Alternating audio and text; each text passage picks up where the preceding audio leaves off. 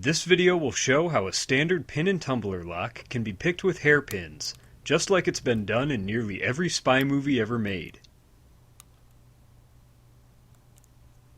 The first thing we need to learn is how these locks work.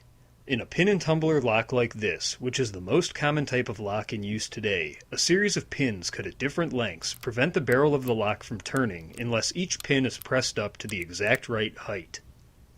The grooves cut into the key are a unique match, lifting each pin just enough for a split in their center to align with the edge of the lock's barrel, allowing it to turn.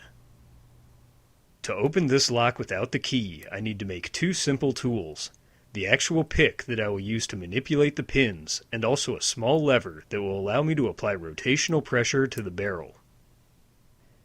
To begin with the pick, a hairpin is bent open until the ends are about 90 degrees apart. The bit of rubber on the straight side of the pin needs to be removed, which is pretty easily done with your teeth if there are no tools present.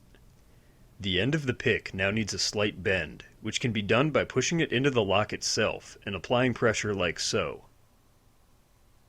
The last improvement that can be made is to bend the other half of the hairpin into a bit of a handle, which will make the pick a lot easier to control. Now making the lever that will turn the lock is extremely simple, and just involves bending a pin as shown so it can be inserted into the keyhole, causing pressure on the arm to translate into rotational force on the lock. Now we're ready to actually begin picking, and our lever is inserted into the lower side of the keyhole, leaving enough room for the pick to be inserted above. The first step is to put tension on the lever with one hand so that the barrel of the lock is under pressure to turn. It of course cannot turn, because the pins are in the way and cause the barrel to seize, but it's precisely this friction between the pins and the barrel that I'll be taking advantage of.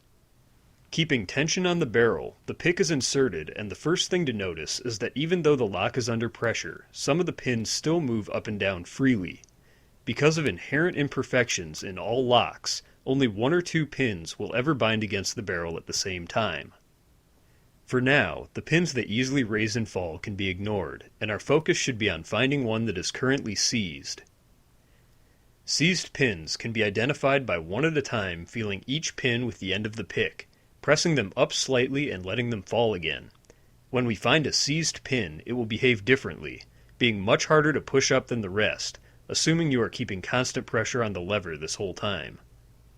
Once the first seized pin is found, which just happens to be the third pin in this lock, it is very slowly and carefully forced upwards. Eventually the split in the seized pin will align with the edge of the barrel, and there should be an audible click.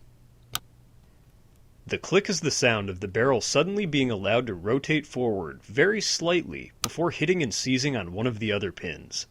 Since the barrel has been allowed to slightly rotate, it prevents the pin we just worked on from falling, and at the same time a new seized pin has been created, which can be identified and treated the same as the first. As each seized pin is successively identified by feeling it with the end of the pick, and the tension on it is released by aligning its gap with the edge of the barrel, it causes one of the remaining pins to then become seized, until every pin has finally been aligned and the lock opens. If once you believe every pin has been dealt with, you find that the lock still does not open, there's a good chance that one of the pins was pressed too high, and its gap is above the edge of the lock's barrel.